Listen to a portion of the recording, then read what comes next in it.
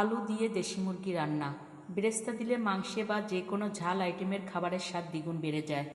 আলু দিয়ে দেশি মুরগি কিভাবে রান্না করছি আশা করি সম্পূর্ণ ভিডিওটির সঙ্গে থাকবেন।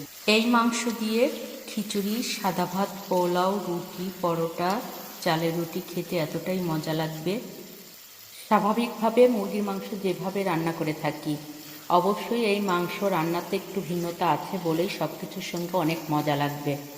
এই মাংস খুব সুন্দর মতো কষাতে হবে। যত কষাবো ততই মাংসের স্বাদ দ্বিগুণ বেড়ে যাবে। অল্প অল্প গরম পানি দিয়ে সুন্দর মতো কষাতে হবে। অবশ্যই গরম পানি ব্যবহার করতে হবে।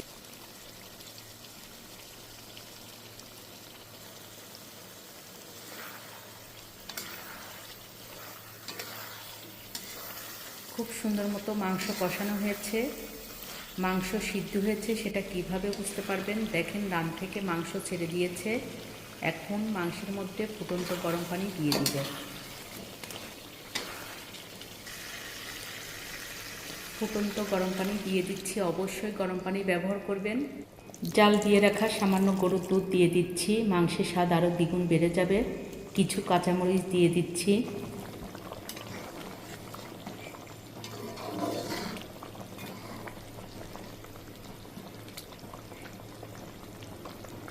এই রান্নাতে অবশ্যই ঘি ব্যবহার করতে হবে। আমি এখানে 1 চামচ গাওয়া ঘি দিয়ে দিচ্ছি। রান্নার শুরুতেই 1 চামচ চিনি দিয়েছি।